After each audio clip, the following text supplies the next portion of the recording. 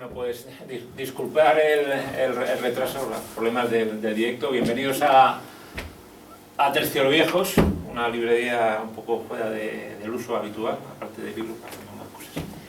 Y bienvenidos a la primera presentación del año en curso, del pandémico año 2022. Entonces, pues, y más sobre todo por el día con el buen tiempo que ha salido, ¿no? Normal de esta época del año. Pues hoy tenemos el gusto de presentar el libro Raza de Francisco Torres y de la editorial SND, que tenemos aquí hoy a su editor, al cual le damos la bienvenida, aunque ya es un viejo conocido de esta casa. Yo obviamente no voy a hablar del libro, que para eso está Francisco o Paco, no sé cómo te llaman. Como quieras. Francisco, como nos hemos presentado, pues Francisco, se llama formal.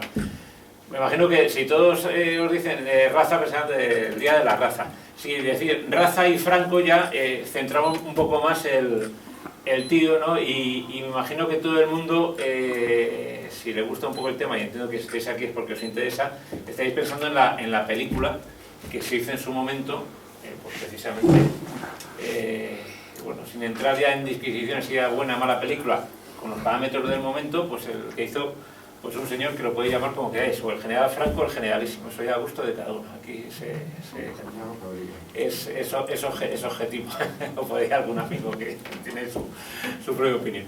Bueno, entonces yo me dejo el libro al comienzo, y la verdad no sé si lo que es un libro de cine, de biográfico o no, es una mezcla de un poco de todo. Me imagino que esto ya nos lo descifrarás durante la presentación. El formato de aquí en Tercios Viejos pues es el habitual.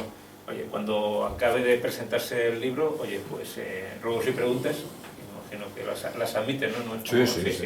Ruegos y preguntas, y lo que más nos gusta, pues luego a todos, al autor, al editor y al librero, en este caso yo, oye, pues cogéis el libro y os lo firman al más puro estilo de la feria del libro. En este caso, pues soy en Petit Comité. Bienvenido y muchas gracias. Todo tuyo. Bueno, agradecerle a todos estar aquí. Yo sé que no es fácil en estos tiempos y en estas circunstancias, y además que nos hemos vuelto cómodos con el paso de los años y las obligaciones que surgen en esta fecha, el hacer tiempo para venir a este acto. También la amabilidad de Tercios Viejos, que lleva invitándome a ver cuándo podía venir, pero los problemas de horario y de distancia lo hacían muy complicado. Y también porque, bueno, recomendar, a los que estáis aquí no, pero quizás a los que luego me vean, que hay que colaborar o contribuir con las editoriales y las librerías que de alguna manera están contribuyendo a hacer un espacio alternativo frente a lo que es la tergiversación y la manipulación de la historia reciente de España, y que ese apoyo naturalmente pasa por adquirir libros y sobre todo hacer propaganda, más que el que adquiera uno, que en el fondo es algo ya de consumo de los que están, pero también hacer propaganda entre los conocidos y demás de que estos espacios existen. Hay una parte en toda presentación que es de publicidad, ¿no? Antes ha hecho referencia a que es un libro de historia, de literatura, de cine, de biografía, y eso es rigurosamente cierto, porque es un libro que aborda todas estas facetas.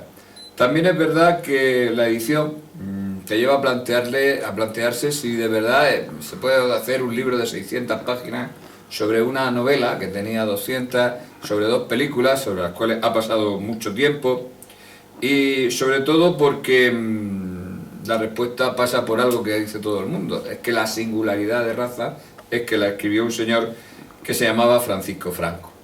Pero también el editor quería hacer una obra que se pudiera guardar, digamos, una edición histórica de esta novela y un estudio, que ha sido el ensayo que le acompaña. Y por eso había que incluir, aparte de mi trabajo, la novela, para que el lector pueda, luego de haber leído todo el ensayo, comprobar que lo que yo mantengo en este caso se corresponde con la realidad.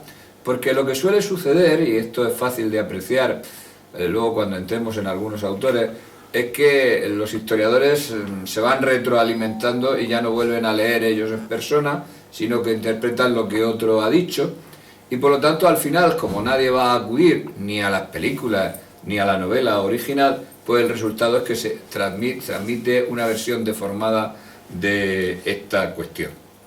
Así pues, de alguna manera, esta edición de aniversario aspira a ser eso, la edición que cada uno puede guardar, por eso se ha hecho esta edición, se llaman ediciones de lujo, ¿verdad?, en tapa dura, se ha hecho a 2 colores, verán que la parte de la novela está editada del mismo modo que se editó en una edición especial que se hizo, la tercera edición de la novela, en 1942, que ya estaba corregida y de acuerdo a la estructura que pensó Franco cuando hizo la novela, con las partes, los capítulos, etcétera, y todo ello con el necesario aparato crítico para entenderlo.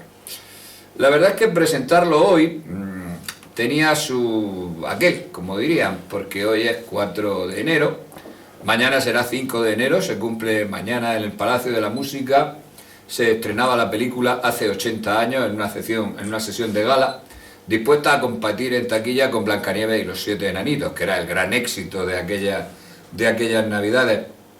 El día de hoy o el día de ayer, porque hay discusión sobre ello, Franco la veía por 2 veces seguidas en el Palacio del Pardo. Entonces no existía todavía en el Palacio el cine que luego se montó, sino que había que llevar los equipos, instalarlos y demás. Y estando instalándolos, Franco bajó en mangas de camisa, realmente se diría, y preguntó, no sé ustedes cómo era, preguntó, ¿se podría ver ya la película? Y dijeron, claro, y se sentó con Sáenz de Heredia a ver un primer pase de la película él solo. Pues naturalmente después, acompañado por las que estaban allí en el Pardo invitados a tal recepción, pues no le hubieran dejado verla tranquilamente, ¿no? Y por lo tanto se cumple ese 80 aniversario de la película. Hay una historiadora, se llama Nancy Berthier, que hace tiempo, hace un par de décadas, hizo una tesis en Francia, no se ha editado en España que yo recuerde, sobre raza. Yo no estoy de acuerdo en casi nada de lo que dice, pero sí en una cosa, y es que dice que esta era una película acontecimiento. Ese calificativo de que la película en sí misma tiene una entidad es muy difícil de lograr. En el cine español, pasado, el presente y no sé si el futuro, me parece que se podrían contar con las dedos de una mano las películas que se podrían clasificar como película acontecimiento. Por otro lado, es un producto, yo digo que esto es un análisis de un producto cultural, porque en realidad, pensado por Franco, era una novela que se transforma en película, y además bastante moderna, porque tuvo un merchandise para lo que era la época, ¿verdad? Tuvo un merchandise porque había una colección de estampitas que luego salían y se podían coleccionar, que daba la distribuidora, y que naturalmente amplificaba. En un principio es posible que la novela, que fue concebida por Franco como un argumento, todo el mundo lo sabe, como el argumento que luego se desarrolla en un guión, ¿verdad?, no estaba destinada a ser publicada. Pero el hecho es que, probablemente por el éxito de la película, unos meses después, en mayo, se hace la primera edición de la novela en una editorial que se constituye especialmente, simplemente para hacerlo. Y es interesante subrayarlo, y lo explicamos en el libro, porque entonces, en los años 30, había una editorial especializada en Barcelona que hacía versiones leídas de las películas. No había cine en toda España, ni en todos los pueblos, bueno, ahora tampoco, pero hay televisión, ¿verdad? Pero entonces no. Y naturalmente había gente que tenía curiosidades por ver una película, pero no podía verla. Entonces se hacían ediciones más o menos noveladas con imágenes de las películas. Pero cuando se va a editar Raza se decide no hacerlo así. Se decide editarla tal como Franco, debió decidirlo Franco, claro, tal como Franco la pensó. Porque la novela no es exactamente igual a la película. La película, por razones de metraje, suprimió bastante de la primera parte, cambió algunas escenas, había habido algunos problemas con la manera de la interpretación que se había dado una película reciente en Crucero Baleares, por esa o por razones que no sabemos capaces de entender, hubo cambios entre lo que cuenta en la novela, el desarrollo de algunos personajes. La novela es mucho más interesante que lo que es la película, siendo las dos interesantes, pero verán que hay, no se lo voy a contar yo porque si no lo han visto así o no lo han leído, luego lo pueden ver, pero verán que al estar las dos versiones y explicarse las diferencias son más trascendentes, porque la novela de Franco está mejor definida, a mi gusto, sobre todo en el final, que lo que luego será la película, como veremos. Por otra parte, hay también algunos cambios en el sentido, ¿verdad? La película, como casi todas las películas de héroes, se mueven los espacios del blanco y el negro. Es decir, los extremos, los buenos y los malos, si uno los quiere interpretar así. Mientras que la novela tiene muchos más espacios en lo que llaman los tonos grises de la historia y por lo tanto enriquece mucho más el relato, como podremos ver. Yo diría que en la primera mitad de los años 40 este producto cultural fue muy popular. En primer lugar porque la película fue vista por millones de espectadores. Esto a lo mejor suena raro, ¿verdad? Ahora que una película española llegue a todas estas que tienen tanta fama, a veces no llegan ni a 200.000 espectadores. Esto teniendo en cuenta que la población entonces era unos 25 millones y ahora somos somos 40 y tantos. Esto es también significativo relacionarlo.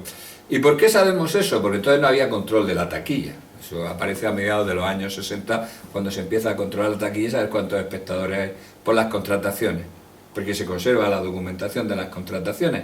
La película estuvo exhibiéndose a lo largo de todo el año 1942, se lanzó con 40 copias, lo usual eran 2 o 3 copias en cine español de la época, 40 copias era una cosa excesiva, y había colas para solicitar poderlas ver o poderlas proyectar. Es decir, en muchas provincias llegó pues 3 meses después. Es decir, y además estaba en 5 o 6, luego hizo el recorrido de todos los pueblos. Además de esa razón está el dinero. La película fue la primera gran superproducción de la historia del cine español. Costó 1.700.000 pesetas de 1941. Antes de su estreno ya se había recaudado más en las contrataciones primeras que se hicieron. Y la película siguió dando dinero hasta 1945.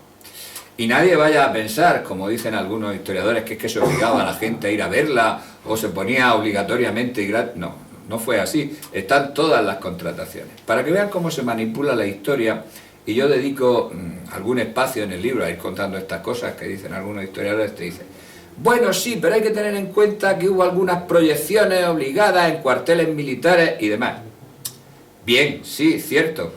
Yo que he revisado todas las contrataciones, me he encontrado que no recortar 3 cuarteles militares, 2 colegios y no sé si 2 cosas del movimiento, de la falange, que pagaban, ¿no? Que pagaban el alquiler de la película, no es que la pusieran gratis, lo cual es bastante interesante, porque imagínense ustedes, yo soy Franco y hago una película, bueno, la película me la exhiben en todas partes y obligo a la gente a verla para que me aplauden, ¿verdad? Pero no se hizo así.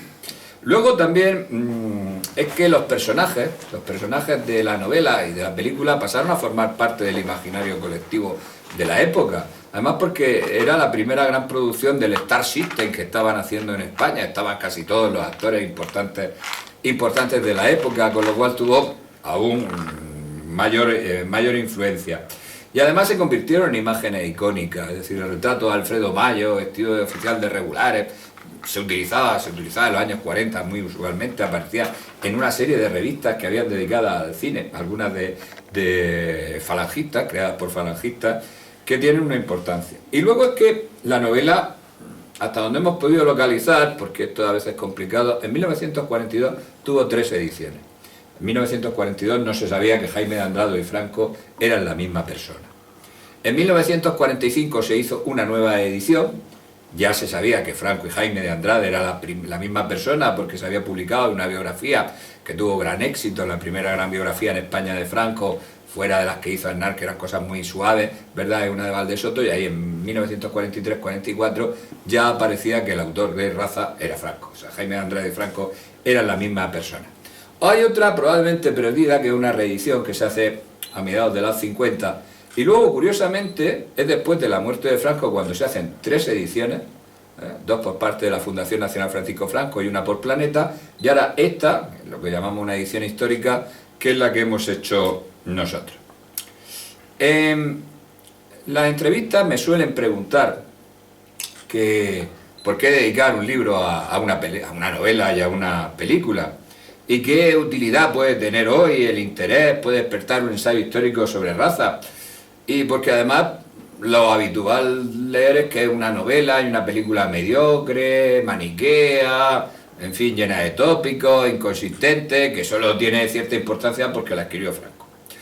Y la verdad es que no, es que sí tiene mucha importancia. La respuesta sintética naturalmente yo las cifraría en dos, que es lo que trato de explicar. La primera es que para entender a Franco, lo que él pensaba, su cosmovisión, hay que saber leer Raza.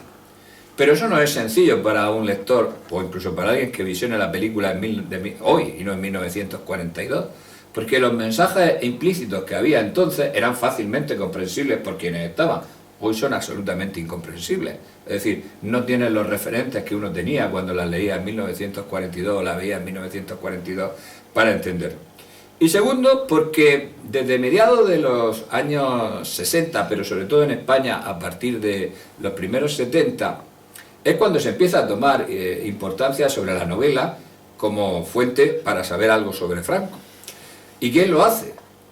Pues naturalmente lo hacen los antifranquistas. La historiografía antifranquista encuentra una mina en Raza para difundir eso que yo llamo la vulgata antifranquista, es decir, esa serie de cosas que sin mucho sostenimiento pues se dicen que normalmente caracterizan la personalidad de Franco.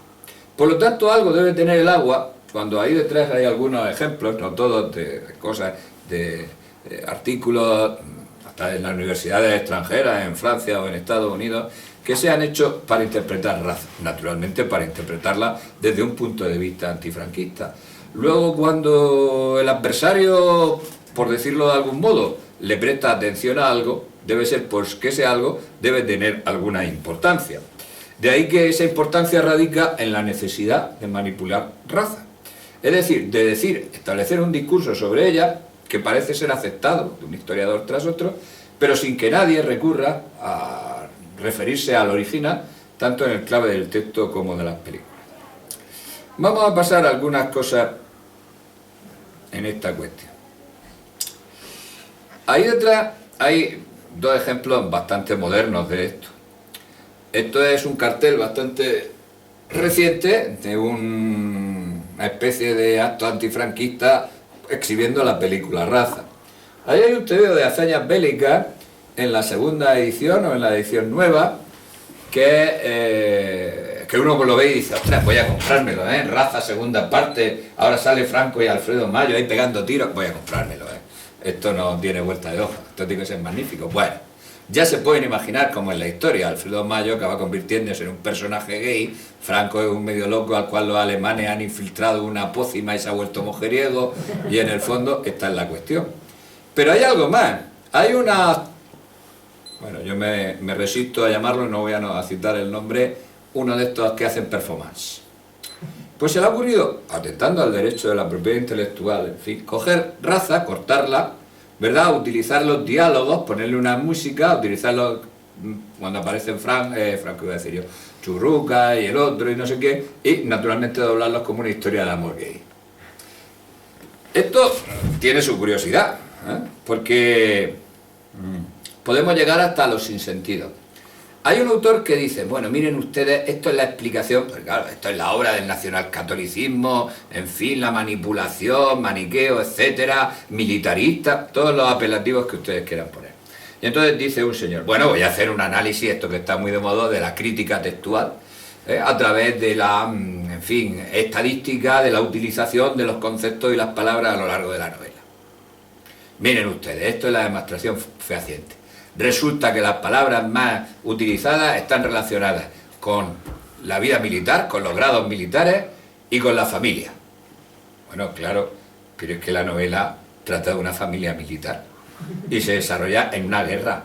No hacía falta ningún estudio textual para saber que cuando es una novela de guerra, pues aparece siempre el grado del señor que lo lleva. Y claro, encima es una familia, dices que las palabras que más salen son las de padre, hijo, hermano, esposa. Claro, suele pasar en una novela de ambiente familiar, pues suelen ser esas las más palabras que se utilizan. Bueno, hasta ese punto de los sinsentidos, sin sentido se puede llegar. Tengan ustedes cuenta que la familia, son 6 los protagonistas de la novela, más súmenle un cuñado, hay un cuñado también, naturalmente. En la novela sale peor parado que en la película, y luego además 4 son militares, con lo cual, en fin, esto es así. Bueno, pues cuando uno mira al final del libro y vaya a la parte de la bibliografía, ¿verdad? O a las notas que hay debajo, que hay más notas que páginas, bueno, pues se dará cuenta de que hay unas cuantas páginas de bibliografía sobre Raza.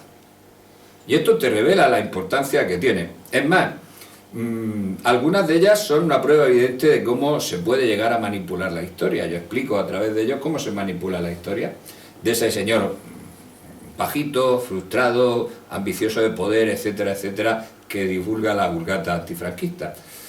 Esto es la imagen que utilizan con mejor o menor descripción, pues desde Preston, González Duro, Rosa de Madariaga, Tapia, Viña, todo esto cultivan esto de la Vulgata antifranquista, y ahí tienen las cosas que dicen sobre la novela Raza.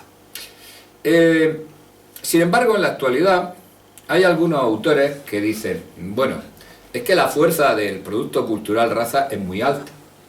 Me hizo gracia que en una de las pases últimos que ha habido por televisión, ¿verdad? Los críticos de cine decían, bueno, aparte de decir que era mala y todas estas cosas, decían, bueno, sí, bueno, hay que ver Raza, sí, pero hay que advertir al espectador de que lo que va a ver es éticamente falso.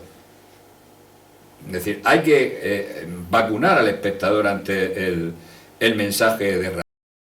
Y algunos dicen, advierten, es que hay que reescribir lo que se interpreta para que uno, cuando la vea, pues lo interprete como nosotros. Voy a poner un solo ejemplo, lo refiero.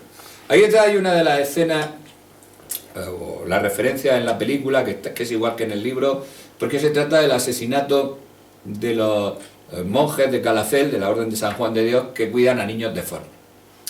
Claro, el momento cumbre, uno de los momentos cumbres de la película, y todos los críticos se descubren, porque si, en fin, Sáenz de Heredia está inspirado por Eisenstein y no sé cuántas cosas más, y los contraluces y todas estas cosas. Bien, una escena casi sin palabras en la segunda parte que cuenta cómo los monjes son llevados, bajados, asesinados y tal. Y te dicen, claro, el argumento es potente, porque estás viendo una de las razones, pero te dicen, lo que se cuenta en Raza es todo falso. Y dicen, bueno, sí, esto es verdad, pero es una demostración de la manipulación fascista, dice un crítico, porque es la demostración de algo que sucede y que se muestra éticamente falso. Bueno, esto de éticamente falso, ¿qué quiere decir? Pues que claro, los monjes que son asesinados y que están cuidando a los niños, producen el espectador en un choque, y no tiene más que condenar ese hecho, que además se produce en un asalto de los milicianos, que hay abajo de la FAI, que en fin, pues tiran las cosas, en fin, profanan las cosas. Una de las partes en las que Franco utiliza un término despectivo, vamos a llamarlo así, en la novela Contra los otros, que luego hablaremos de esta cuestión.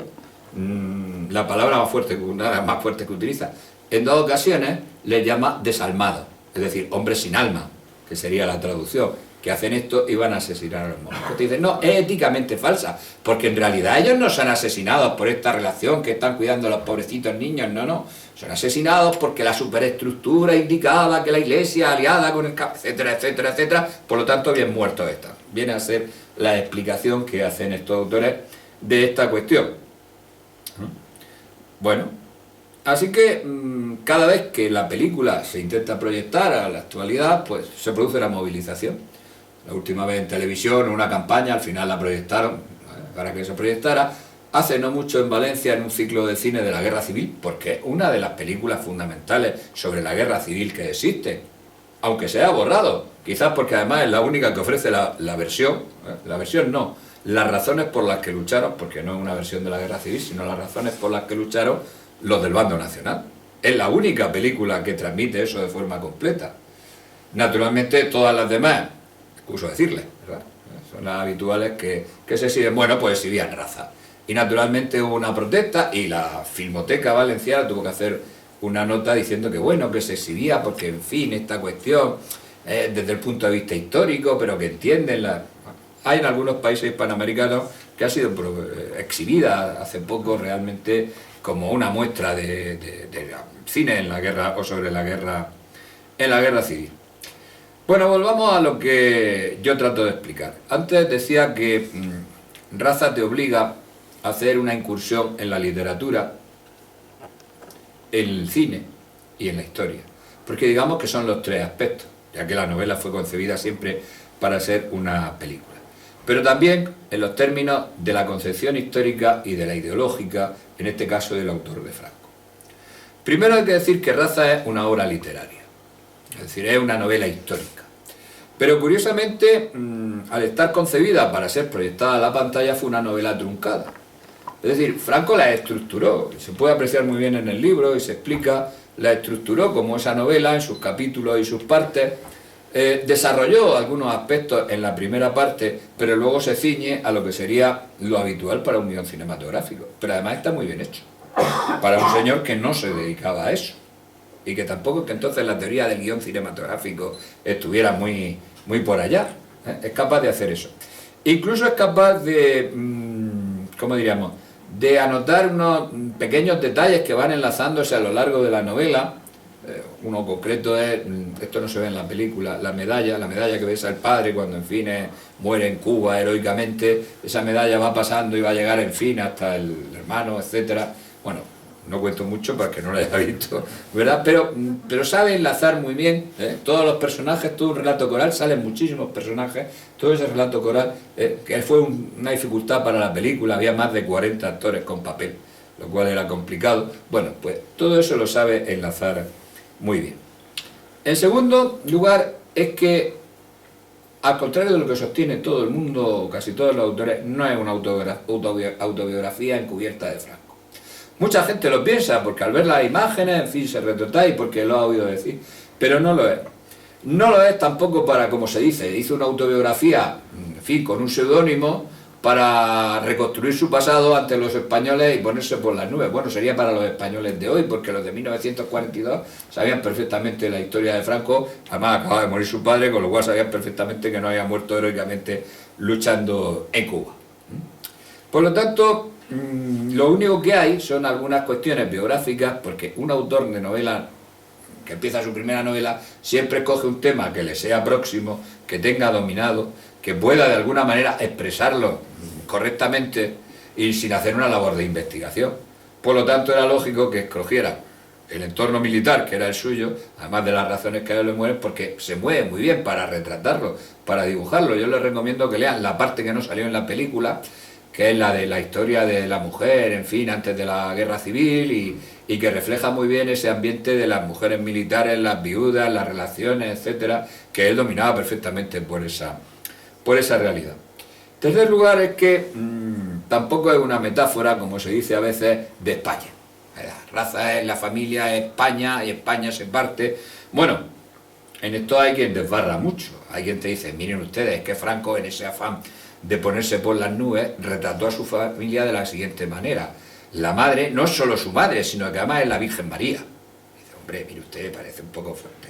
Y claro, si nos ponemos a pensar, el protagonista, claro, los protagonistas son dos. El autor, que se llama Jaime, y el papel principal que hacía Alfredo Mayo, que se llama José. Pero Jaime es Santiago, y entonces el autor se está poniendo como Santiago Apóstol. Y dice, hombre, vamos a ver, pero en fin, ¿eh? Y José, pues, evidentemente, porque es San José. Bueno, y a quien va más allá y hace toda una digresión, que está con título, ¿verdad?, sobre raza como un auto sacramental barroco. Claro, el problema de estas cosas es que como uno se lee a este señor o a esta señora que ha dicho semejantes tonterías, pues naturalmente ya no lee nunca raza y no sabe lo que es y se cree esta historia. ¿Y qué es en realidad?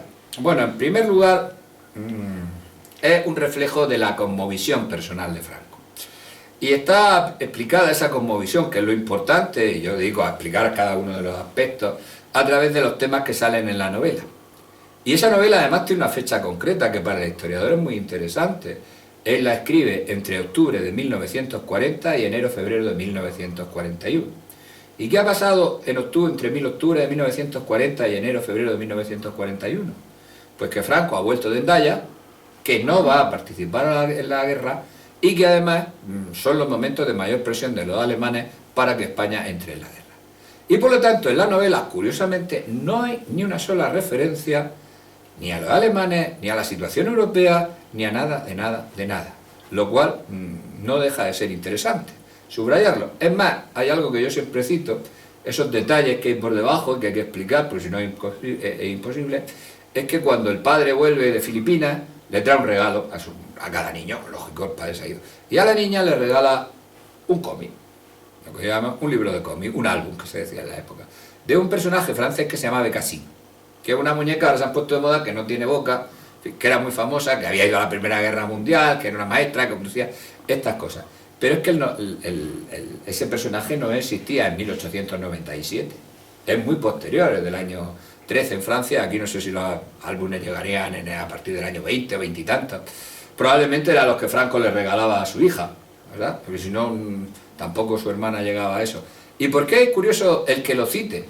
Bueno, porque esos cómics fueron prohibidos en Francia por los alemanes. Lo cual no deja de tener su aquel, esas cosas pequeñas que van haciendo.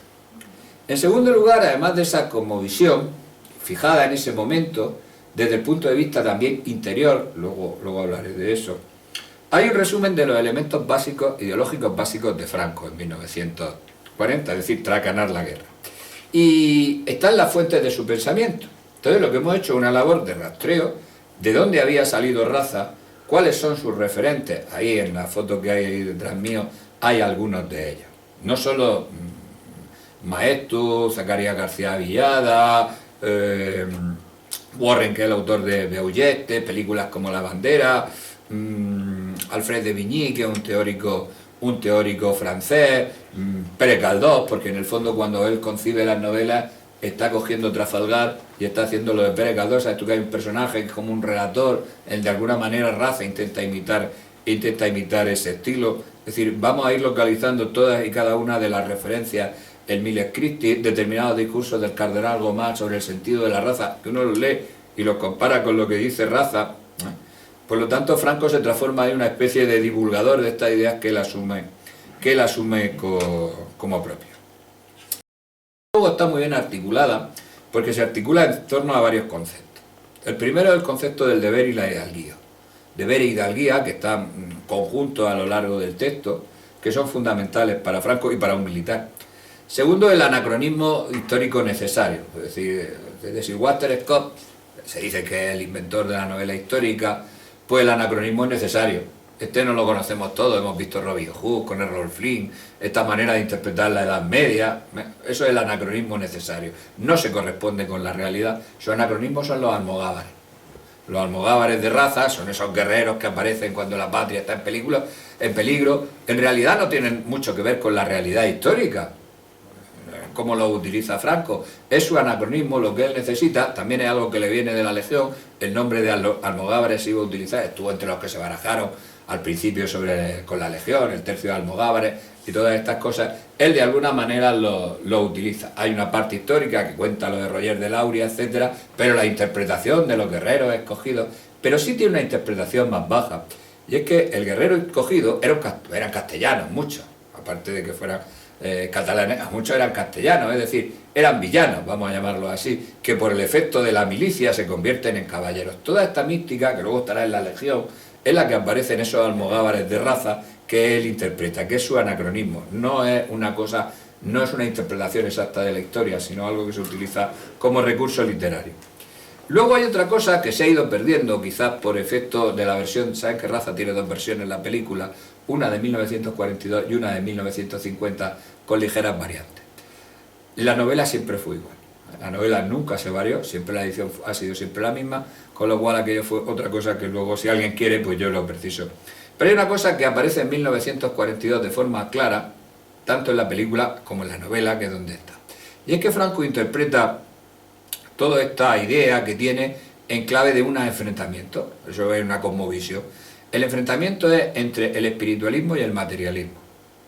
Ese es el debate que hay en el fondo de Raza. Es algo que él luego recupera en los discursos. Veremos también cómo se demuestra que hay partes de los discursos del año 39, 38 y 40 que luego aparecen en Raza, son utilizados, con lo cual, cuando dicen, no, se la escribiría a alguien, no, mire usted, Franco escribía personalmente todos sus discursos, se conserva la documentación, los papelitos en los cuales anotaba, y en este caso hemos consultado la cuestión de Raza. Ahora bien, hay algo más.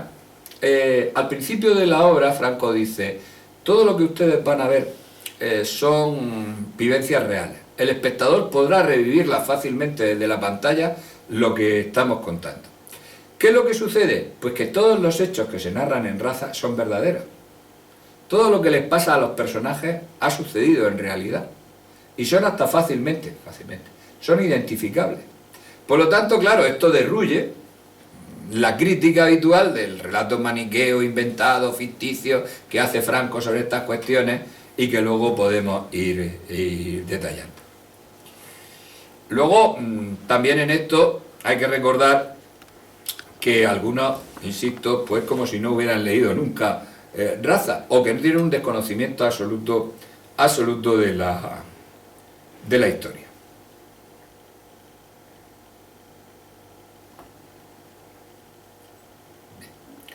Bueno, vamos a ver algunos ejemplos de esta cuestión. Por ejemplo, Franco habla de la intervención de la masonería en Cuba y Filipinas. Y te dicen, ven ustedes las obsesiones masónicas de Franco. Ya, pero Franco está escribiendo en 1940 y la historiografía moderna admite que naturalmente en Cuba una masonería, había dos masonerías, la española y la influencia americana, y que la americana naturalmente pues colaboró para la independencia o la intervención de la masonería en Filipinas. Por lo tanto no se está inventando nada. En segundo lugar te dicen, no, pero es que luego, bueno, hay 3 menciones a la masonería en la novela. Luego vuelve a hablar sobre ello cuando el primer bienio, ya, pero es que matemáticamente sabemos el peso que tuvo la masonería en el primer gobierno de la República, donde un número importante de diputados eran masones, ellos tenían su propio programa político, eran un lobby de influencia, y el número abundante de masones que hubo en el primer parlamento republicano, y que naturalmente una de sus cuestiones era la cuestión de la política religiosa. Por lo tanto, no estaba inventando. Hay cosas muy concretas. Por ejemplo, el general Fanjul, que dirige uno de los que se sublevan en Madrid, se acuartela en el cuartel de la Montaña, luego es criticado, al acabar la guerra, que si no debía haberse encerrado allí, que si no establecieron contactos entre los diversos focos de la rebelión. Franco tiene una información de primera mano. ¿Y qué es lo que hace con su personaje? Le encarga que vaya a llevar el mensaje desde una guarnición hasta el cuartel de la Montaña. ¿Por qué? Para demostrar que sí hubo esa comunicación en contra de lo que se decía y que no se pudo hacer por esta razón. En este caso lo ejemplifica en el caso de su protagonista. Hay otra que pasa más desapercibida. De pronto nos encontramos con un médico de la familia que se llama Gómez. Sale varias veces, el que luego al héroe lo guarda, lo protege en un sanatorio para que no lo descubra. ¿Quién es el médico Gómez? Es Gómez Ullas, es Mariano Gómez Ullas. ¿Y por qué es importante la cita a Mariano Gómez Ullas, que todo el mundo en 1942 identificó sin ningún tipo de problema? Este señor que está aquí abajo en la caricatura. Bueno, pues porque Gómez Ullas se queda en Madrid y está atendiendo un sanatorio. Y en ese sanatorio naturalmente van heridos a republicanos. Él quiere pasarse a los nacionales, pero tampoco su salud está como para tantas cosas. Y había sido criticado. Y por el tanto lo que hace es presentar a Gómez Ullas como miembro de la quinta columna en esa parte de la película. Hay también otra cosa, que es que por primera vez Franco allí se sincera de cuál es el momento más difícil de la guerra civil. Y lo fecha.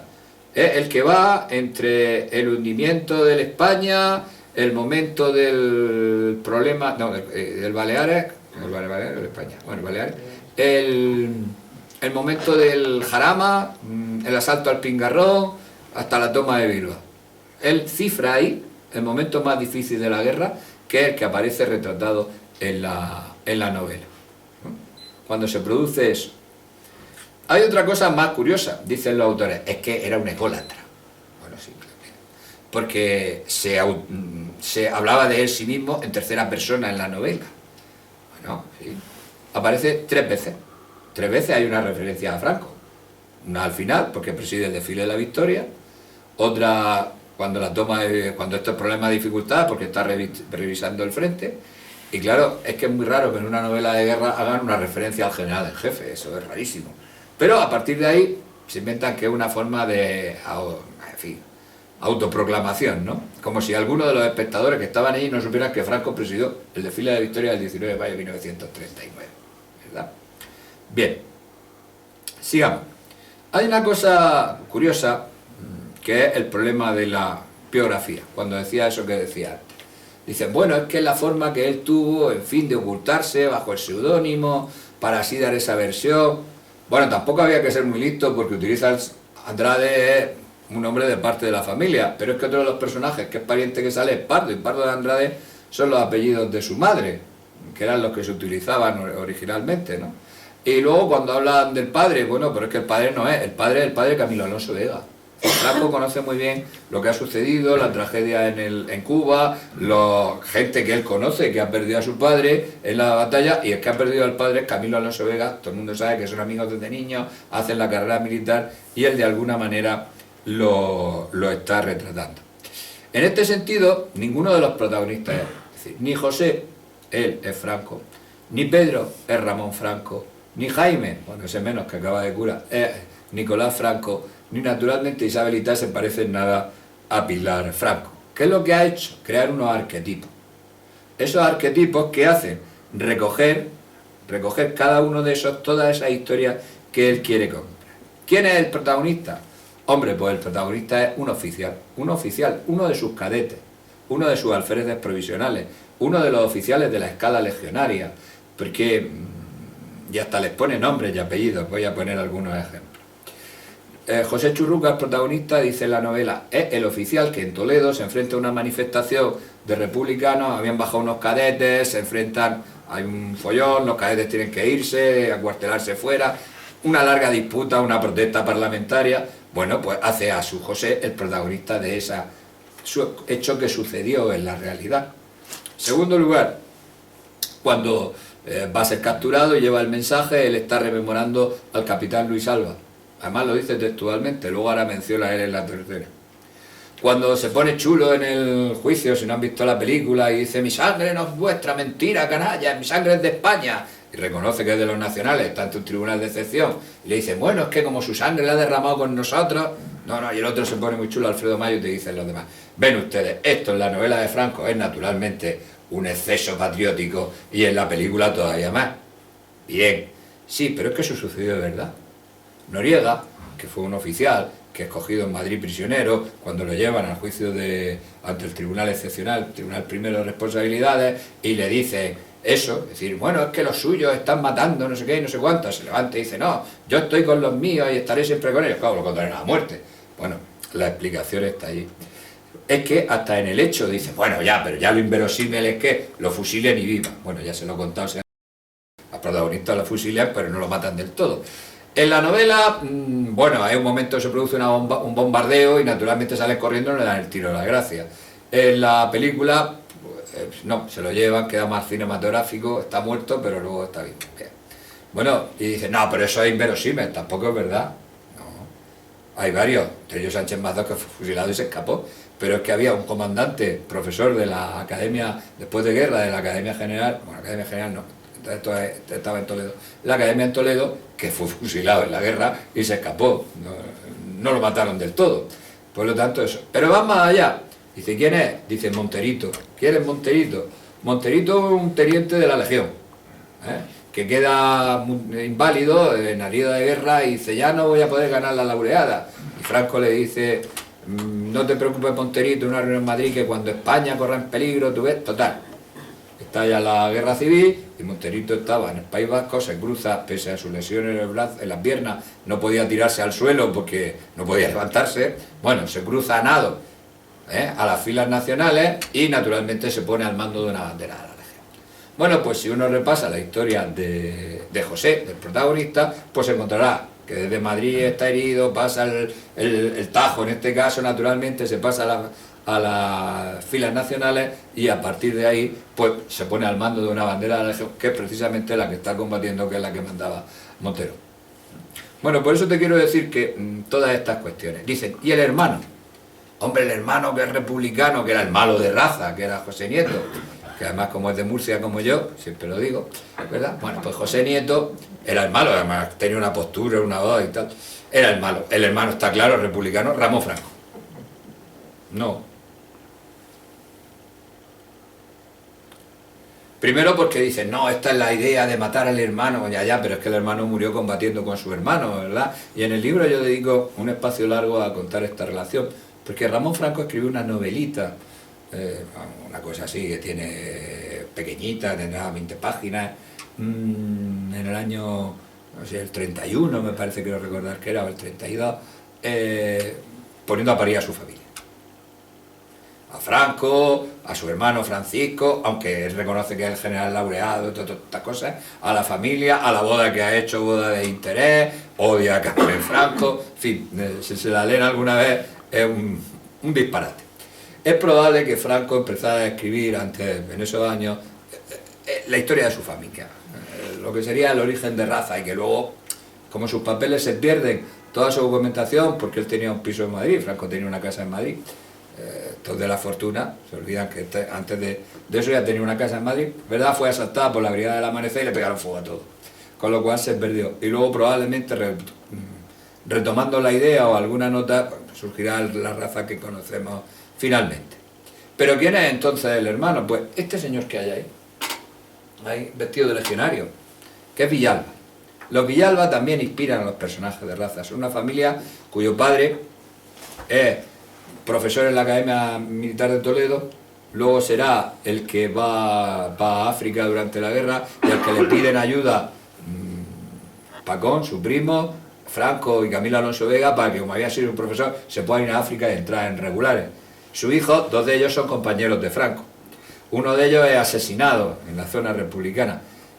Y este se queda, pese que se había comprometido con Mola a sublevarse en la zona republicana. Y domina la zona de Huesca-Teruel. Y luego lo mandan a Málaga.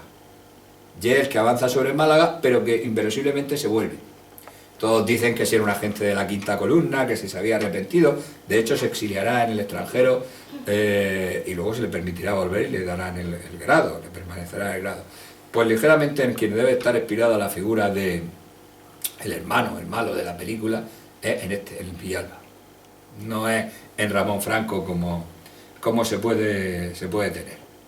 Hay cosas, por ejemplo, se dice, no, pero miren ustedes ya en el disparate absoluto llega Franco y hace que una chica se meta en el cuartel general en Barcelona, llega a ver al hermano que es el jefe del SIN, del Servicio de Investigación Militar Republicano, y le diga, dame los planos. Semejante burrada, y se los da. Esto es, como diríamos, esto es insostenible, esto es un melodrama, no sé qué, no sé cuántas. No. Ahí tienen la prueba. En 1937 se hace una detención masiva de la quinta columna en Barcelona, donde participaban muchas mujeres y en estas medidas llegaban hasta el alto mando y trataban de encontrar esos planos. Es decir, que hasta en eso Franco es preciso en la historia de Pilar Solar, que es una de las más curiosas que hay ahí.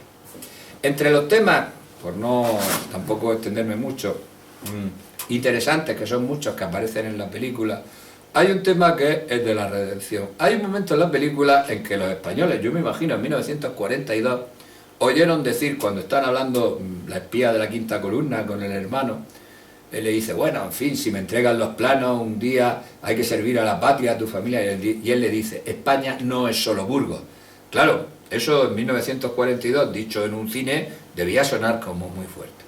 También en Raza verán que no hay, ni en la novela ni en la película, una especie de degradación del contrario, de los otros españoles, solo de los desalmados, que han pegado fuego, han matado al hermano, los que cometen barbaridades, pero no. Y la película mantiene siempre el tono que sale varias veces, de la idea de que un acto puede redimir una vida, que es algo que salga de la Legión. El propio Franco vuelve ahí. Y que de alguna manera es la idea que va a perfilar esta, de que los vencidos de alguna manera se incorporen a la victoria. De hecho, en 1942, cuando se estrena, es cuando se están produciendo las excarcelaciones masivas de los presos republicanos. Con lo cual esto cobra un sentido. Y es el origen de una idea de superar la guerra civil que se va a trasladar al cine.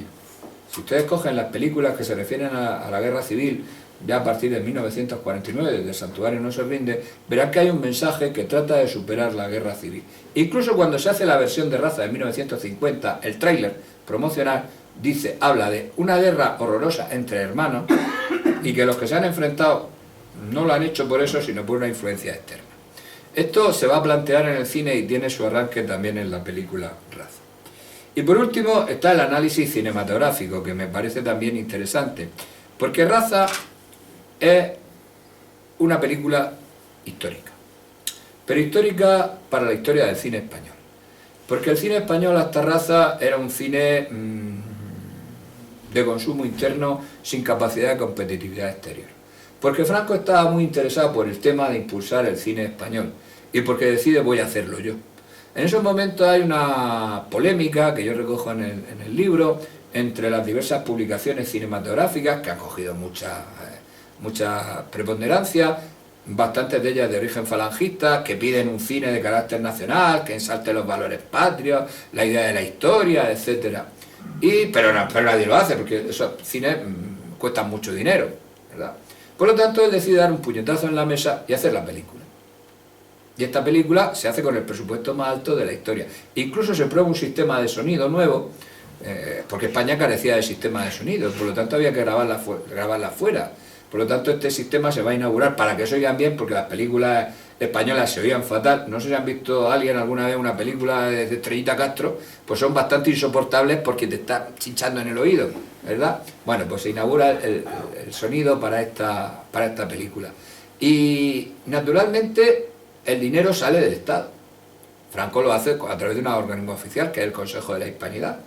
Pero cuando dicen, hay que ver Franco gastarse el dinero, en fin, en una película, cuando los españoles pasaban hambre, sí, pero es que la película dio dinero inmediatamente.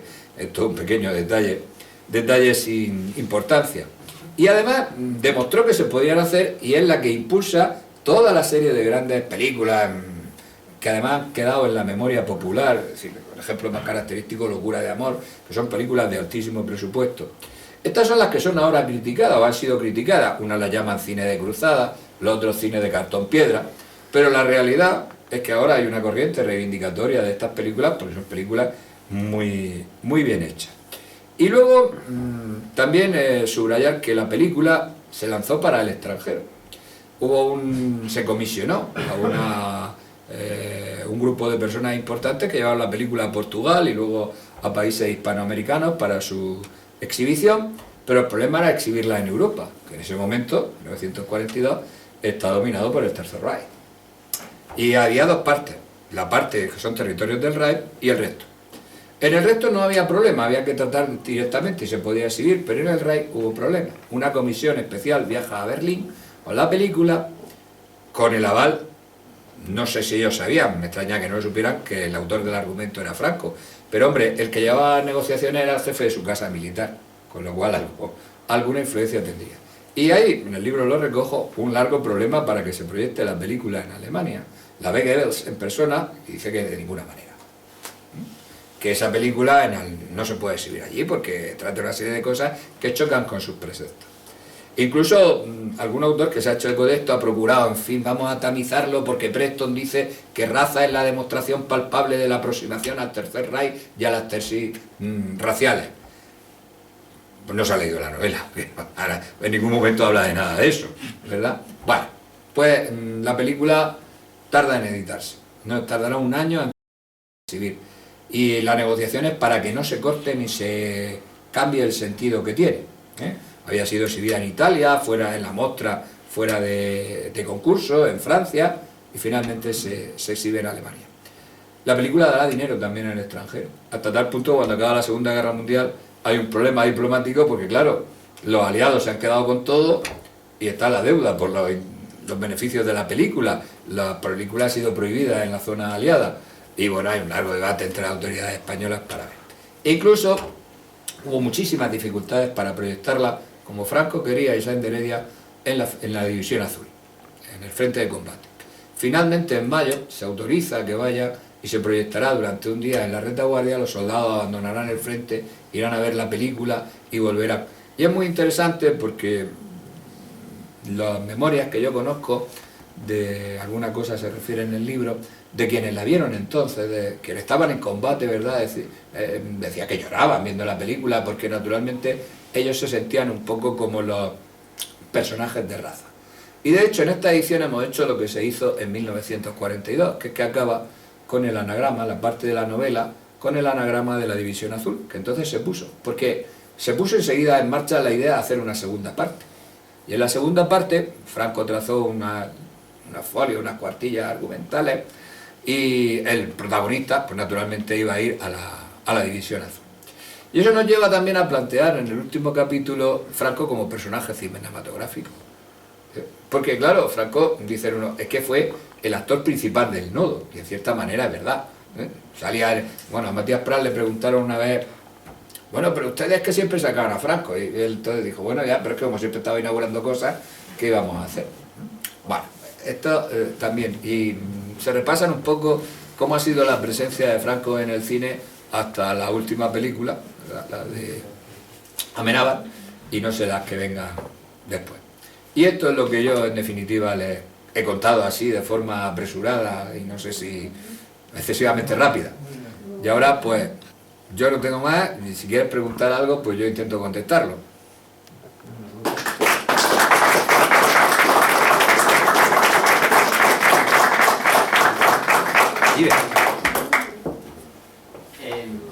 ¿Llegó Franco a hablar de su novela? ¿Cómo hablar? ¿En qué sentido? Él mismo, hablar sobre raza. No, no se conoce... Bueno, habló con Sáenz de Heredia y con Fontán. No, que era públicamente. No, nunca. Nunca hizo... Es más, nunca se editó, o sea, pese a saberse, las ediciones que se hicieron después nunca se editó. Jaime de Andrade, sinónimo de Franco, no se hizo cierta publicidad cuando se dio de alta la Sociedad General de Autores con el seudónimo, porque los beneficios de la película iban destinados a huérfanos militares. Entonces nunca hizo explicación, yo no conozco ninguna vez que él hiciera referencia a la película. Es más, es dudoso que viera la segunda edición, la de 1950, en el archivo del Pardo, que están todas las películas que vio a lo largo del año 45, todas las sesiones hasta el año 75, no hay constancia de que viera Espíritu de una raza, que fuera la de 1950. No me estaba refiriendo a la película, me estaba refiriendo más bien a la... No, en ningún caso, en ningún caso. Es una cosa un poco extraña porque tampoco es que cuando se editó la novela puedas encontrar muchas recensiones sobre la novela.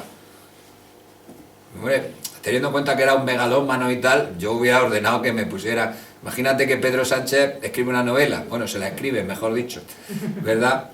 Pues figúrate lo que haría a las 4 y la sexta, a todas las horas del día, ¿verdad? Pues no.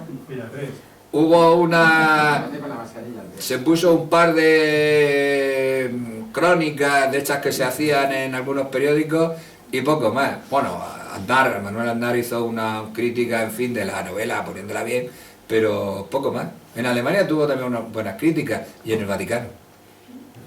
En el libro se refleja fue pasada ante el Papa. Primero se hizo una exhibición especial en Roma, donde estaban presentes pues no sé cuántos cardenales, los de todas las órdenes, y al Papa le pusieron alguna selección de escenas, y luego el Observatorio Romano hizo una crítica alabando la película. Bueno, no sé ahora lo que diría, en fin.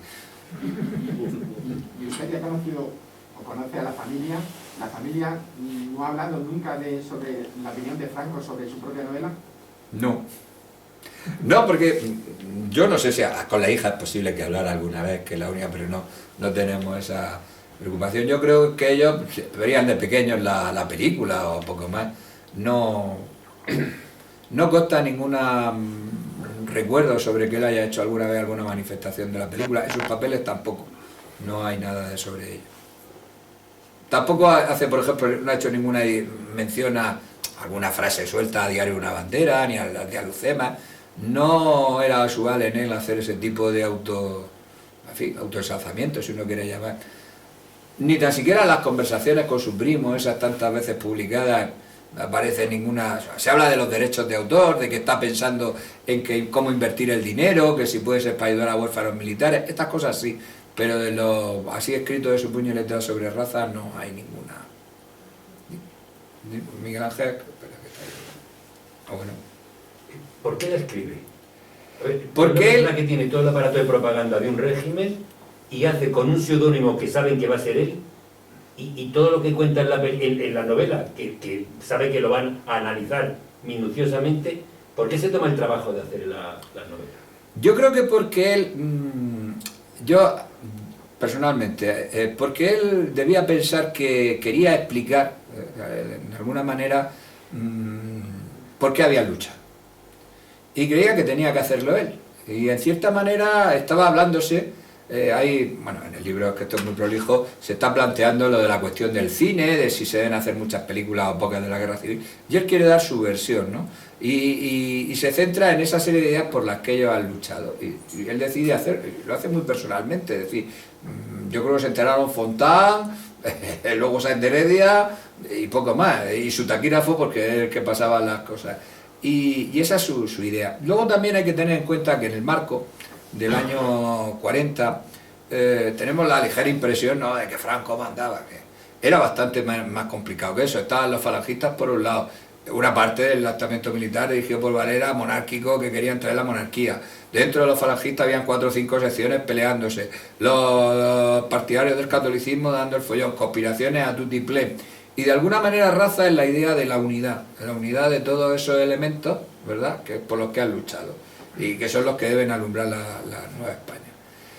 También es una especie de declaración ideológica que él quiere hacer. Entonces, él siempre le gustaba, o cualquiera que repase su escrito, su discurso, dicen, es que era un hombre muy simple expresándose, sí, porque él quería hacerse entender. Y entendía que la mejor manera de que entendieran por qué habían luchado era hacer una película, y hacerla de la manera que él la hizo. Esas serían sus motivaciones. En eso sí que va. Y él mismo lo dice al principio, o sea, que al principio de la novela hemos respetado las dedicatorias, está dedicada a las juventudes, es decir, para que sepan por qué hemos luchado. Decide hacerlo. Lo curioso es que lo decide hacer con seudónimo. Porque ya te digo que hay partes que son calcadas, ya lo verán, el discurso que ha hecho en no sé qué sitio con un trozo de Raza. ¿Por qué lo hace con seudónimo? Pues yo creo que precisamente para no apagar el poder de la novela y de la película. Imagínense la noche del estreno, que aparece allí Franco, ¿verdad? A ver quién iba. Pues no, era el único que no estaba todo el mundo menos Franco. Entonces yo creo que él lo hizo con esa intención. Es decir, mire, yo lo hago con un seudónimo, lo hará varias veces. Volverá a escribir cuando tiene que escribir. Él utilizaba en la guerra el seudónimo cuando aparece el Tevía Rumi, que era su amigo, el tío de Ruy Gallardo, el Tevía Rumi, hay algunos que aparecen como el Tevit. Muchas veces quien firma como el Tevit parece ser que era Franco. Quería escribir cosas durante la guerra, pero claro, no podía decir lo que él quería decir, y lo hace. Algunos de los editoriales de arriba en los años del 40 y 50 son de Franco. Otros son de Serrano Suñer, pero otros son de Franco. Y los terceros de Dionisio Riulejo. Bueno, pues son de Franco. Y luego cuando está todo el follón del cerco internacional, pues claro, él también quiere dar su opinión, pero no puede hacerlo porque es jefe del Estado y escribe como Hispánico y como Macaulay. Luego utiliza también el seudónimo compartido con Carrero Blanco, el de Juan de la Cosa. Esto algunos lo dudaban, pero es que hemos encontrado algunos textos en su archivo firmados, corregidos por él y firmados por Juan de la Cosa. Y algunos editoriales de arriba que supongo que son editoriales, que es muy difícil de localizar a un editorial, pero que tienen la pinta de que son editoriales de arriba también firmados por Franco. No por Franco, sino sin firma. Bueno, es la manera que él tenía de difundirlo sin que la influencia, en fin, le pudiera. A mí lo que me llama la atención es que a pesar de eso no se hiciera ni un solo movimiento por esto de que la novela la repartieran como churros de lectura obligatoria en los colegios y todos los años ponemos la película, ¿no? Pues eso no se hizo. Es decir, pasó lo mismo con Diario de una bandera, ¿no? En ese caso, también él nunca tuvo un equipo de propaganda ni nada de eso. Su equipo de propaganda era el cámara del Nodo, que iba con él desde la guerra, y su mecanógrafo. Entonces él nunca llevó un equipo de propaganda. Por lo tanto, bastantes años más tarde se hace Franco ese hombre, sí, con el mismo Heredia. ¿Qué ha pasado en ese lapso para que de una novela que tiene seudónimo, de repente se hace una película donde se habla de Franco como tal Franco y se le entrevista? Pues yo analizo eso también en el libro. Digamos que Sáenz de Heredia al final quería hacer una trilogía. Raza sería la primera parte de esa trilogía, te cuenta la historia. Acaba en el desfile de la Victoria. Si recuerdan, Franco ese hombre empieza precisamente en el desfile de la Victoria, pero te va a narrar la historia real frente a la de Raza, porque narra la historia de Franco y lo que se ha hecho en esos años. Nosotros vemos ahora deformado Franco ese hombre, porque Franco ese hombre iba acompañada de una serie de documentales que narraban lo que le falta a Franco ese hombre, que es el cambio que estaba experimentando la sociedad española, que estaban acompañados. No se crean que fue fácil, pese a que era una película de Franco y semioficial, el Ministerio de Información y Turismo no dio el dinero, lo tuvo que poner con un crédito Sáenz de Heredia. Y, en fin, estas cosas que parece que había el enemigo estaba dentro. Y va a hacer una tercera película Sáenz de Heredia que se iba a llamar El último que ha oído, que él empieza a rodar durante la enfermedad, que todos son parabienes, y que Sáenz de Heredia quería que terminara, igual que terminaba Franco ese hombre, con Franco hablando. El último que ha ido iba a acabar con el rey, Juan Carlos I, hablando sobre Franco como el continuador. ya se pueden imaginar ustedes que a los 5 meses. Y quería estrenarse en noviembre de 1976 con el primer aniversario. Ya se pueden imaginar ustedes. En el libro aparecen también algunos guiones que se supone que son de Franco. No son de Franco, pero son corregidos por Franco para hacer películas propagandistas. Y también otro de una película que iba a hacer un periodista francés muy reputado, que tampoco llegó a hacerse, pero Franco conservaba el guión. Y finalmente el último proyecto, que es el de el Alicán, el hijo.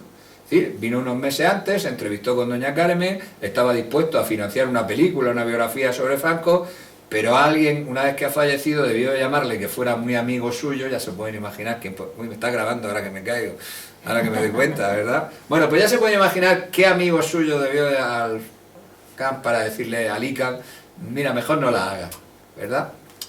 Se cuenta también esa parte en el cine y el por qué estas 3 películas hubieran formado, porque la última también era un desfile, era el desfile de las colas ante Franco y de la enfermedad, como la última, con esas 3 formas de raza que ahí se hacen. Cuando deciden hacer Franco ese hombre, pues el Ministerio de Información y Turismo pues se la carga a Sáenz de Heredia, que era la persona más adecuada, era un montador magnífico, por otra parte. Y además, en Franco ese hombre se utilizan algunos trocitos de raza, ¿verdad? Se van utilizando para montarse. Porque la película es tan buena, tiene tanta potencia, que yo no sé si conocen que hubo una película que se llama Franco, espíritu de una raza, o algo así, o el espíritu de Franco, raza, el espíritu de Franco, que con guión de Ramón Gubert y el director, pues trataba de desmontar la película con una serie de testimonios. Salía Alfredo Mayo intentando capear el temporal y demás, pero claro, los trocitos que ponían de la película eran enormemente potentes. La película esta es una petardada increíble, además muy pasada de rosca, pero los trocitos siguen conservando su potencia cuando los ponían, ¿no? Gracias. Dime. Sí. En este agarre de autojustificación que estamos siendo sometidos durante estos 46 años, se ha llegado a decir que, hablando de la censura que se realizaba desde el régimen de Franco, se llegó a censurar su propia película. Y entonces dicen que hubo recortes tanto en el Alcázar como en la película Raza, y que una copia encontrada en los estudios UFA alemanes pues rescató la totalidad de estas películas. O sea, ¿qué hay de bueno, eso en parte es cierto, es decir, la película estaba en malas condiciones. Curiosamente, hasta la edición que se ha hecho, una de las ediciones que se hizo en DVD oficialmente por la Filmoteca, de la versión de 1950, se ve muy mal.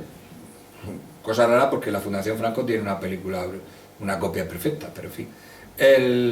Hago la versión del 42, ¿qué sucedió? Esta se perdió. Se encontraron algunos trozos porque, aparte de los canales oficiales, existían los cines ambulantes en los años 40 y parte de los 50. Y entonces ahí se habían comprado varias copias, pero estaban muy mal. Y finalmente se encontró una copia sin doblaje, etcétera, perfecta, en la parte oriental de los estudios de la UFA, porque ya he dicho que se mandó la película allí. Y esa estaba completa con la versión de 1942. En 1950 se hizo una nueva versión de la película. ¿Por qué se hizo? No lo sabemos. Esta sería la honestidad. ¿Cuál fue el origen? Ese sí lo sabemos. Que en el año 46, 47, 48 estamos en la fase del cerco internacional, hay un lobby de países hispanos que naturalmente son favorables a la causa española en las Naciones Unidas y que poco a poco van a revertir la famosa sentencia condenatoria, y entonces alguien decide que se puede utilizar la película para llevarla a Argentina concretamente y luego a otros países para explicar, en fin, esta cuestión. Además quedaba bien perfecto porque en realidad ahí los alemanes y tal no salen por ningún lado. Bien. Bueno, eso obligaba, dicen, hay que hacer algunas adecuaciones y algunos cortes. También se hicieron algunos cortes cuando se exhibió por primera vez en Argentina en 1942. Entonces se encarga, se le pide a Sáenz de Heredia que haga el montaje nuevo. Sáenz de Heredia dice que no, por razones obvias, porque era su obra y no querría cambiarla. Y no se sabe muy bien de quién fue la responsabilidad. En ese momento el Instituto de Cultura Hispánica ya había... El Consejo de la Hispanidad ya había desaparecido, la película era del Nodo. Y es allí donde se hace el montaje nuevo. Y ahí se quitan determinadas escenas. Se dice que si el responsable del Nodo entonces era el sector nacional católico y por lo tanto dio la tijera para quitar algunos aspectos. Hombre, si era para Argentina, las zonas, los escasos fotogramas del final donde aparece gente con brazos en alto son quitados, pero ya quitaron a Franco también de paso. No se hizo bien porque, pues esto a mí me sorprendió mucho. Ni tan siquiera se volvió a grabar el trocito de partitura musical que faltaba para los cuadros primeros cuando se pone. En fin, no hay diferencia. O sea, tú se la pones a uno de la memoria histórica y te condena por la primera y por la segunda. No te escapas a ninguna razón, ¿verdad? Algunas se han exagerado, otros dicen, no, es que se quitaron los... Bueno, sí, los retratos de Franco, bueno, sí, mire usted, aquí tiene uno que se ve el primer plano aquí detrás, estas cosas. Es difícil de explicar, más allá de quitar los planos que se ve al final, gente con brazo en alto, las otras eliminaciones son prácticamente, diríamos que inapreciables. Lo único que sí es importante es que se introdujeron unos títulos, unos créditos, ¿verdad? Tanto al empezar la película, que nos tiraban en 1942, como en los dos trocitos que Sáenz de Heredia utiliza algo moderno, que es una superposición sobre unos planos de periódicos que van cayendo, que narran la historia, en fin, algo que se consideraba muy moderno en la época, un recurso cinematográfico narrativo que demuestra la calidad de Sáenz de Heredia, pero claro, no se entendía en 1950 porque no entendía lo que estaba pasando. Entonces se ponen unos títulos encima que te dicen durante ese periodo de la familia. Y lo único que sí se acentuó más en ese mensaje del principio y también en el tráiler era lo del comunismo. Es decir, que era la oposición, la lucha contra el comunismo de cara, naturalmente, a la situación internacional. Pero eso también estaba en la película y sobre todo en la novela. Con lo cual esos son los cambios. Lo que de verdad puede ser más chocante es que se quitara un plano del principio donde se hacía referencia a los Estados Unidos. Pero eso era también lógico. Por eso he dicho que esta película tenía esa misión. Porque en ese momento había un importante lobby norteamericano de congresistas y senadores a favor de la causa española y naturalmente pues no le iba a meter el ojo en esto. Esta es la película. Luego alguien decidió reestrenarla. En 1950 se reestrenó. No tuvo el éxito de la primera versión y esa es la historia. Pero no altera para nada ni el mensaje ni nada. Dice, no, es porque se quita así, pero se oye una y otra vez la banda sonora, que es una banda sonora magnífica. Tiene una marcha, la marcha de Rafa, una marcha magnífica, ¿verdad? La puedo poner una al lado de la marcha imperial de la Guerra de la Galaxia. Bueno, pues suena muchas veces la frase inicial del Cara al Sol, porque lleva la partitura, lleva esa música. Entonces, yo con eso del acceso. La del Alcázar no fue obra de España. Eso se hizo en Italia, porque primero porque la película no era española, la película era italiana. Y segundo porque para, en fin, reivindicar a Augusto Genina, que fue un buen director italiano, pues quitaron las partes de porque además estaban prohibidos por ley, ¿verdad? En Italia y en eso. Pero en España siguió existiendo la versión original, completa, pero dejaron de ponerse. Esas dos vienen a ser las versiones. Afortunadamente, yo prefiero la versión del 42. Cuando ven la del 50 las voces chirrían, porque fue doblada otra vez, para acumular, a cambiar alguna frase, a incorporar ahí el discurso final de José Nieto ahí, un forzado, vosotros comunistas, tal, pues. Pero se hizo, no fueron los actores originales. Solo José Nieto, que fue el director de la regrabación, es el mismo la misma voz. Los demás eran los del grupo que había doblado Lo que el viento se llevó. Y claro, de pronto estaba oyendo a Red Butler, de Alfredo Mayo, y pierde en sonoridad con respecto a la versión original. Afortunadamente, la que se suele poner en televisión hasta ahora es la del año 42, con eso de que está... Yo no sé si Franco se llegó a enterar, porque él no vio nunca Espíritu de una raza, con lo cual... Es cierto que el título se ajustaba más a Espíritu de una raza a lo que narra la novela que al término de raza, y que en ese momento podía dar disquisiciones. Pero insisto, te pones cualquiera de las dos y con las dos vas a la cárcel. No, es que voy a poner esta, no. No sé cuál de las dos se la van a tomar a peor. Yo te iba a preguntar por Sáenz de Heredia, ¿quién eligió Sáenz de Heredia? Pero como me tengo una pregunta, la alargo un poquito más. ¿Qué había hecho Sáenz de Heredia en el año 40 para que dirigiera Raza? Pues ser amigo de Serafín Ballesteros y ahora lo preciso. Se hizo un concurso. En realidad Franco dijo, vamos a ver quién nos puede hacer la película. Esto lo ha contado muchas veces Sáenz de Heredia.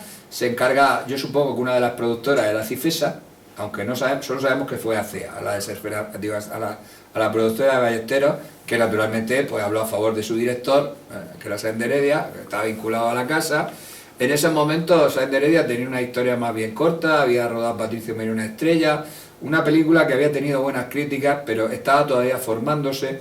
Pero claro, era un hombre ideológicamente próximo, no solo es que fuera pariente de José Antonio, sino que era cuñado de José Luis de Arrese.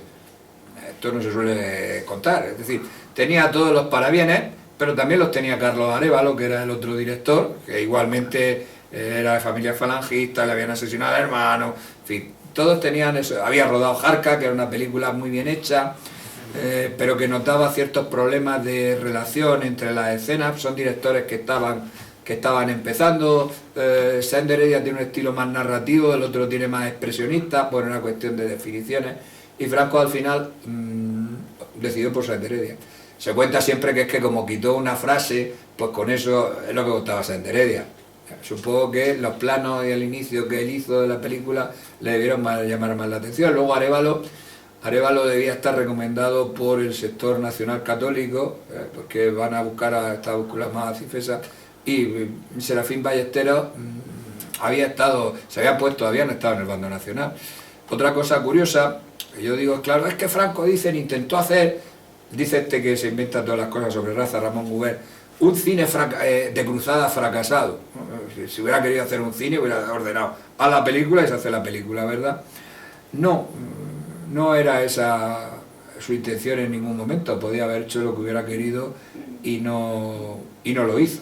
Es decir, que por lo tanto en esa sección le pareció que la propuesta de Sáenz de Heredia era bastante buena. Yo creo que le gustó mucho el principio, que se rodó pero no se incluyó. Hay que tener en cuenta que las películas de más de 100 y pico, era una película larga para la época, 106 minutos, porque se calculaban para hacer pase doble. Entonces se rodó el principio de la película, que hubiera sido mucho más impactante, era la lucha de la Nautilus, ¿verdad?, contra un mar embravecido, que es donde muere el primer personaje que muere. No es un oficial, es un marinero que se sube a arrancar, se cae y muere, que es el hijo del que abraza luego. Bueno, esto es significativo, porque es el primer almogávar que cogen. Es este chico que se sacrifica, no es ni un oficial, es uno normal, que vuelve a ser esa idea de que siempre salen los almogávares. Eso se rodó, de hecho Franco asistió al rodaje. Estaba en Galicia, se dejó una tarde libre, apareció en Villa García de Arosa, y los barcos que había llevado la Armada para rodar todo aquello, pues ahí estaba él viendo el rodaje. Esto normalmente no se sabe, pero el proceso es parte del rodaje. Bueno, esa fue la decisión de Sáenz de Heredia. Yo creo que fue una decisión acertada. El fotógrafo, que era de origen alemán, pues miren ustedes, la fotografía de raza es comparable a la de Greg Toland. Greg Toland es el fotógrafo de la mayor parte de las películas de Ciudadano Kane y todas estas cosas, que si la profundidad de campo, si ustedes ven raza, verán que el fondo no se difumina, aparece claramente, no como ahora que al final ya no se ve. No, ese tipo de fotografía, de una fotografía de una calidad espléndida para la película. Sáenz de Heredia logró hacer cosas imposibles, es decir, hay un plano en que la cámara se mete cuando van a fusilarlo, y es que construyeron un decorado con una pendiente, pues no tenían grúas, ¿verdad?, para que se cayera la pared cuando la cámara entera, que parece que entra. Ese trocito del asesinato, bueno, fingido, ¿no?, de la muerte de José Churruca, lo que está hablando Sáenz de Heredia es la ejecución de José Antonio. Si ustedes la ven bien, lleva el mono, no me acuerdo, es que como hemos tenido un fallo con esto, no hemos podido, pero él lleva el mono, lleva un mono. En la novela no, en la novela le dice a la novia, dice, tráeme, que me traigan el uniforme, la guerrera con las condecoraciones, y sin embargo lo pone con el mono, que se lo abre, ¿no?, y dice, ¡arriba España!, lo fusila. Pues que un poco recrea esa idea. Yo creo que fue un acierto, y Sáenz de Heredia pues salió, en fin, la película ganó todos los premios aquel año. En aquella época uno dirá, claro, que como era la de Franco, no, porque era una buena película y lo sigue siendo. Y además tiene un ritmo. Fíjense que al final de la película, si alguien no la recuerda, aparece el desfile de la Victoria. Y yo siempre había pensado que cuando aparece Alfredo Mayo de regulares allí, eso se varía un poco porque como venía a hacer Jarca y la imagen icónica de Alfredo Mayo era con uniforme de regulares, pues lo ponen de regulares en el desfile, ¿verdad? Dice, pues claro, han superpuesto la imagen, y no se superpuso la imagen. Lo que hizo Sáenz de Heredia es rodar, montar la tribuna del público y rodar ahí en la Castellana, ¿verdad?, esa escena. Y se participaron tropas y aparecen pues Alfredo Mayo, el otro personaje, desfilando frente a las tropas y la tribuna. pero si ves la película verás lo perfectamente que está insertada, que parece que no, en las imágenes del desfile de la Victoria, que había rodado él, por cierto.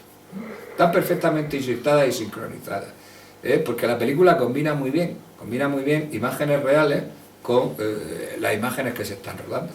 Esto es quizás una de las cosas más significativas. Yo creo que fue un acierto, y de hecho Sáenz de Heredia a partir de ahí se convirtió, luego hizo El Escándalo, en fin, una serie de películas, en uno de los grandes directores del cine español, de los directores maltitos, igual que Ana Mariscal, una de las directoras maltitas. Bueno, pues si no hay nada más...